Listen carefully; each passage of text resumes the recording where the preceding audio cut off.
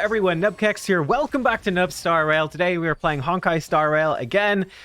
Check out my Zenless Zone Zero coverage as well if you're interested in that. But I am very excited because finally, I've been playing the game now for 5 months. We've beaten stage 12 of Memory of Chaos before, but this is the first time that I have gotten the full 36 stars. We've done it. Completely cleared things out, and I've even done it with 1 cycle to spare. We did this in 21 cycles, and honestly, I think if I played it better, we probably could have got it to 22, actually, and done it with 2 cycles to spare, which would have been pretty nice. We're watching at 1.5 times speed. Let me actually move me slightly out of the way here as well, so we can see the ult meters. But yeah, so there you go. We've done it. It took some time. Not having Acheron with all the Acheron favored MOCs definitely slowed us down, but we are here now. Can we keep it up is going to be the question. So for this first side, there was definitely a little bit of tech that I was trying. Our team is Jing Yuan. He actually came back in. Jing Yuan, he fell off for a good while. I had to drop him from some of my teams. He just wasn't performing. But he has come back in for this one and is actually performing really well because we've got lightning and physical weaknesses. How do you break these trotters? Well, Jing Yuan's actually really good and it gives you a lot of benefits. You got Jing Yuan, Aventurine, Robin, and Topaz. So it's the fairly standard team that you would often run with Ratio, but we're swapping out Dr. Ratio for Jing Yuan because they are lightning weak. This is actually what I was saying recently about me not really regretting Jing Yuan that much. For a time there, I was, because it was the comparison with him and Acheron that was very, very frustrating, especially when there was all these modes that were really favoring the Acheron. It was super frustrating. But now we see an advantage of Jing Yuan, which is, oh, well, I can actually just put him into my follow-up team, and he works pretty well. It's that flexibility, which was nice. I mean, I'm not saying he's the best character in the game, but he's doing some cool stuff. So a couple of things I was trying in terms of playing this one on manual to try to up the... And I think it made a difference. I'm not 100% sure. I'm sure I could have played this better in general. But this was... I tried this today and it worked first try. So here we are. Bada bing, bada boom. That's it. Simple as that. A couple of things I was trying to do was, number one, to save Robin's ultimate to try push us up at the end of the cycle. Right, so trying to delay her ult just that little bit. There we're actually using her basic to try help Jing Yuan break. And especially this is often meaning we're going to be trying to push Jing Yuan up. My Jing Yuan is really slow because he's built for a Sparkle team. That hurt Robin a lot. Ouch. I panicked a little bit there. We actually should have waited for Topaz to take a turn and then boosted. But hey, it is what it is. Mistakes were made, so we messed that up a little bit. But yeah, just trying to make the most of her action advance and squeeze in multiple Jing Yuan attacks. Another thing I was doing, we actually overcapped the ultimate energy on Jing Yuan a couple of times, particularly in the first part. And the reason I was doing that was to, again, try to get extra turns on him, was delaying his ultimate to the start of a new cycle to help him break that trotter. Again, apart from Robin, very rarely helping with her basic attack, for the most part, we need Jing Yuan to attack to break the trotter, and he's very slow, so he needs sort of the help of the Robin action advance. He needs to get his ultimate in, or be landing a Lightning Lord to actually get that trotter broken. So that was something that I was trying to do in this as well, and basically putting those two things together worked fairly well. I also just started sicking Robin just onto Argenti, and that ended up working fairly well too. I was getting a little worried there, so we put on the shield, and I'm trying to...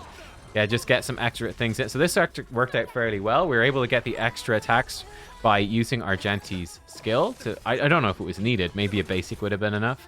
To get his ultimate, to trigger his extra attacks, to give Robin energy, so then we could action advance at the end of that cycle and sort of rip through. Unfortunately, it wasn't enough to kill him in that cycle, but we're not insanely far off. I think Topaz's gear in particular has quite a bit of room to grow. And we could max out some traces. Maybe that would be enough. I don't know. It's still a decent chunk. The Topaz gear is pretty dodgy, so maybe. But here we go. We're coming in here, and it's super close. And luckily, the trotter right at the end, we go with the basic from Jing Yuan. It pulls Numbi up, and bam! 26 there it is. 26 cycles remaining, and we make it into the second half, which I was delighted by. So Jing Yuan actually coming in clutch on the account and helping us get through. Now for this side, as you can see, we are running a break team. We have You might have heard of this trio of characters before. Not her. Not, but you might have heard about Ruan Mei with Imaginary Harmony Trailblazer and Gallagher. You might have heard of those three. Well, I have obviously pulled Ruan Mei, was my last big pull. And since then, we have been building. And yeah, we've got the trio on board now. And my goodness, is this team this team strong. It's actually kind of disgusting. Then we have a Guinaifen in there. Now, Guinaifen, unfortunately, is not a break Guinaifen. She's not built for it. But she's still doing some work. The reason she's in is just to help break fire, and she's got AoE, so she can trigger lots of super break. And again, she's not built for break, but we're getting break from a good chunk of break from Imaginary Trailblazer, and that actually ends up, I think, working relatively well. Here I was trying to figure out what to do. I actually saw, if we look on our action order here, that Gallagher is actually going to get a second turn, so we're able to basic there. And then he's going to be able to remove that Alien Dream from Guinaifen. A little bit annoying. Okay, I think the start of this went a bit wrong, but I was actually feeling very confident because I'd done some test runs maybe a couple of weeks ago. And this side, I did this test run when I was starting to get Imaginary Trailblazer and Gallagher up. And this side was working pretty well. So I thought, okay, I'll actually be okay. I think I maybe made a mistake here. I was trying to save my ult to try to... on Guinaifen to try to kill... And then he got his shield back up. So I think that was actually a mistake. We should have popped the Ruan Mei ult and then popped Guinaifen's right after to hit that guy while he's still broken. Because this ends up, as you see, slowing us down a decent chunk. The advantage of bringing the Guinaifen ultimate into this is that we can instantly start breaking these enemies, which is nice. It just gives her a turn straight away. And boom, she's in. Gallagher is disgustingly good. Right, he's going with the basic. His ultimate, so strong for breaking. I do have him E6, thanks to... losing the Ruan Mei banner worked out reasonably well because we got the Gallagher E6, shall we say. And yeah, he's just such a beast because he does a basic attack, fires his ult, which action advances him. He gets another basic in, and he just does so much breaking. It's actually kind of bananas. Right there, I wonder right there, we probably should have actually done this skill with Harmony Trailblazer to kill them. And then pop the Guinaifen ultimate. Again, I think saving Guinaifen ultimate there would have been the right choice to break these enemies instantly and probably shave some time off as well. But hey, mistakes were made. Here, we do have to use Gallagher's thing to do that. Unfortunately, it does mean... So I was trying to decide at this point, like, ooh, should I basic the Trotter with Guinaifen and, you know, potentially get some extra turns that way? I decided against it. I'm pretty sure Gallagher can actually just break the Trotter in one. It's kind of busted, let's be real. But I'm pretty sure he can. Another thing you'll notice me doing is Imaginary Trailblazer boosts your break effect. And he's in Watchmaker as well. So I think he boosts your break for 2 turns, right? But he's got a 3-turn ultimate. So I'm trying to use his ultimate every 2 turns. We're using it early just to try and maximize that break effect. So here, I didn't actually know if Ruan Mei would die or not. We could just reset. But we're able to go in with Gallagher. It's a little bit of a waste to break the Trotter with Gallagher because he's getting an extra turn anyway. But, I mean, look at the amount that he breaks, which does extra damage to these guys. I was thinking, oh, should I hit the Trotter? I said, nah, we'll just hit these guys. We'll just do the breaks. Ruan Mei can hit anybody. She doesn't, for some reason, she doesn't do that much super break damage, even though she's built for break. Feels bad. And... pretty much, there we go. Reapply the Ruan Mei stuff. They're super low at this point. A little bit annoying. They actually survived that. But then they died to something. I'm actually not even sure what killed them at the end. But there we go. First time for me. Bang. 21 remaining cycles. Like I said, I think we could have played that second half a bit better. And we could have done it probably in 22. But yeah, bada bing, bada boom. We have done it. What was this? A song's true theme with 4 days, 9 hours left. We are clear. So the memory turbulence for this one, this Trotter, whenever he's weakness broken, it gives you 100% action advance. That was so strong. And it's also giving everyone bonus attack and break effect. So we saw the break effect in particular on side 2. Then we saw the attack be quite useful on side 1. So 2 very different teams, but yeah, it worked out very well. If you guys want to see what I use for the other stages, by the way, these would have been like older teams. Looks like I still use this, or is it just saying that? I guess I must have used it.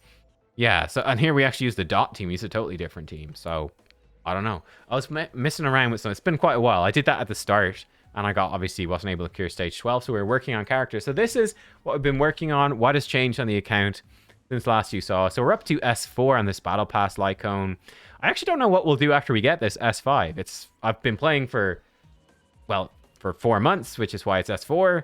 Or is it 5 months? It would be S4. I mean, we're almost up to whatever the fifth Super Imp. I don't know what we'll do after that. I've been buying the Battle Pass the whole time we've been playing, because I like the game. But yeah, I don't know. What Battle Pass Lycone should I get after this? This one has been great for Jing Yuan, because I don't have his signature. So he's obviously Battle Pass Lycone, no signature. E0. He is coming in 99 speed. Like I said, he's built for Sparkle, but it worked okay with because of the Trotter and Robin, and definitely some micromanagement. We were able to make it work, actually. 75% crit rate, 140 crit damage, bit of break effect in there, 38.8 lightning damage. He is pretty much maxed on the traces. We actually did a couple of basics, so this would have been helpful, but hey, it is what it is. And he is in 2-piece Salsado and 4-piece Ash Blazing Grand Duke. Now, I'll show you we'll flick through the gear if you guys want to see it. Probably nothing. We got some nice Salsado pieces for him, actually. Pretty good. I'm happy with those. Then we had Aventurine. We have upgraded him a bit since last you saw, I think. So he's actually very fast, really, at 148 speed. We could maybe drop that. I don't know. It works out fairly well. He's got almost 4,000 defense. He's like 100 short, sadly. He has 21% crit rate, 84 crit damage, 56.4 effect res, 14.4 imaginary damage. He is now up to S5 on Destiny's Threads Forewoven, so more effect res and more damage. For his traces, I've been working on these a little bit, so we're up to 999 now, and we will push this further. Might even upgrade his basics. He does basic quite a bit. So yeah, I'm kind of working on these. This is going to go on pause because I believe the Relic Cavern thing is starting tomorrow, I think, right? I'm pretty sure we're going to have the bonus Relic Cavern, which I'm very excited about. That's probably my favorite event in the whole thing. Because, yeah, that's when I have time to actually farm relics. Because, yeah, we're working on this anyway. Maybe just making his shield stronger so people don't die. I don't know. More effect res is nice. More crit damage. Anyway, we'll get him to 10, 10, 10 soonish. We're working on it. He is in 2-piece Broken Keel, 4-piece Nice of Purity Palace. And yeah, like I said, he's defense a bit low, but he's super fast. Yeah, that's what he is at. Robin is 2 speed slower. We haven't literally not changed Robin. She's in the S5 for Tomorrow's Journey. I forgot to say, Aventurine is easier. Everyone, none of the limited have any Eidolons, obviously. But yeah, she's in that. The event Lycone, she is maxed out. We'll get this eventually. She did almost die there, but it's not really important. She's never actually has died, so we're fine. And she's in 2-piece Sprightly Von Whack, 2-piece Musketeer, 2-piece Prisoner. We'll probably ultimately change this to like 2-piece Penacony. Because like this isn't even that good. It's giving her some defensive stats, but like we could get her something with a bit of speed, like just attack percent orb, energy regen rope, and like 2 speed. Swap her over to Penacony, and that would be good, especially if I ever do get Clara, or if we pull for Yun Li, and then we'd have like some physical with Penacony damage boost. That would probably be ideal. Anyway, it's not too important. That's where we're at anyway with her. Topaz, like I said, Topaz has a rather questionable crit ratio. So like I said, we could definitely squeeze more out of her from that. She is S2 swordplay, obviously E0. Her traces, so she's progressed a bit as well. She's 9, 9, and 10. Would like to get both of these up to 10. Would be pretty nice for more Numby damage. She's 5 of 6 of this for some reason. I don't know. I'll put that 6 of 6 eventually, but whatever. 2-piece Salsado, 4-piece Ash Blazing Grand Duke. I am hoping to dive back into the Ash Blazing Cavern in this event to improve her stuff. 67% crit damage. Pretty dodgy. Now, the reason I think it's not so bad is, funny enough, so she gets crit damage boost from Aventurine's ultimate. She gets crit damage boost from Robin. So it ends up being actually not the worst. It's not obviously not great, but it's not the worst. She does give herself some crit damage on Numby on this too. So look, we can improve her a lot, but the crit damage, there's some leeway. Guinaifen then, she is coming in. She actually stole some gear off of Dr. Ratio. She's stolen some gear off of him at the moment, both for the last Pure Fiction and now for this Memory of Chaos. Dr. Ratio's on the bench. Guinaifen stole some of his gear. So Guinaifen is coming... sorry, I should show you this for Topaz and Numby as well. They have... No fire damage. No, oh, no, they do. Never mind. Sorry, that's fire resist. 22.4% fire damage. I actually think, does she have a fire? No, she's got still an attack percent orb. Anyway, there's a lot to improve with her. Probably switch her into Duran eventually. But yeah. So Guinaifen coming in 137 speed, which is fine. Now, like I said, she's not built for break, which would be better with this team. She's 51%. She's got some, but not too much. 47.7 effect hit rate, probably a bit low as well. 56.9% fire boost. So she is in S1 Eyes of the Prey for the effect hit rate and dot. Probably could have done something better for this run. I don't know. She is 12 on her dot. 8 and 8 on these. I probably will upgrade these eventually, actually, because I use Guinaifen a ton. Guinaifen's actually great. She's really, really good. She is in 2-piece Pan Cosmic and 4-piece Prisoner, so she's in a dot build, like a kind of bad dot build, honestly. She's got like no defense, which is actually shocking. 788 defense. She's a little squishy. But yeah, we could definitely, you know, this stuff was not really helping her. Yeah, it was not really helping her get through that. I need to upgrade this, actually. Hang on. Probably should have done that. You get it another 1 level. It's got a roll in speed. It's okay. I'll get this up tomorrow or whatever, whenever that relic event starts. But that's what she's in. I actually forgot about that. I didn't show you the other pieces. We'll flip through those. That's Aventurine. Maybe that was too fast. Apologies if it was. We'll go a little slower. A little slower. Lots of attack percent for Robin. Shocker. Topaz is in fairly bad gear. Yeah, there's a lot of room to grow that gear. That's for sure. Yeah, yeah, there's a lot of room to grow her gear. Like I said, the Salsado, I don't have that much. It's kind of a bad relic to farm. I think Duran is better, probably. We could also put, like, if we put her in the, what's it, Izumo? Can't remember what it's called. I've got a good bit of, like, this is nice, but there's no other hunt character in this team, so that doesn't help us, right? Anyway. So yeah, that is Guinaifen. She is E4. So getting her to E6 would be nice. More Fire Kiss. And more... yeah, it's her skill is the main thing. Both of these would be nice. But yeah, definitely I'd like to upgrade the Fire Kiss for the team-wide damage boost. It'd be quite nice. I don't know if that works with Break, but it'd be nice. So yeah, she's E4. Love me some Guinaifen. Imaginary Trailblazer, welcome to the squad. This is the first time we've had him built and good to go. So he is in Meshing Cogs S5. He is E6. It was a big old grind to get that, but we got it, and well worth it. Yeah. What's he do? So he boosts your break effect and stuff. He's pretty good. So he is we're maxed out on his ultimate. I did that recently, so that's nice. We could do the rest of the stuff. I'll probably upgrade his talent a bit more, get him a bit more energy. I don't think there's a point really in upgrading his skill. It does some attack damage, but it's really all super break, and same with his basic. I think I'll just leave them, honestly, and farm other stuff. I don't know. But yeah, that's him. Sorry, his relics. He is in 2-piece Talia. We actually need to get his speed faster. 136. He's not actually getting the full benefit from Talia. Yeah, that's a bit of a problem. But we'll hopefully maybe farm some Watchmaker as well soon. We've got fairly bad Watchmaker stuff. So like there, we could get some speed. He's got some break effect on that. This wrist piece sucks. These hands. He's got crit rate chest because I don't have anything else. His speed boots, they're okay. No break effect though. Bummer. Defense orb, but some speed is quite nice. Hopefully we've got 2 more rolls on that. If that roll speed would be real good. There is a break effect rope. Sadly no speed. So there's room to grow that. We definitely want to get him to 145 for more break effect. He does get some speed for Ruan Mei. I don't think it's enough. It might be enough. It might be enough. She's given him what? 10% speed?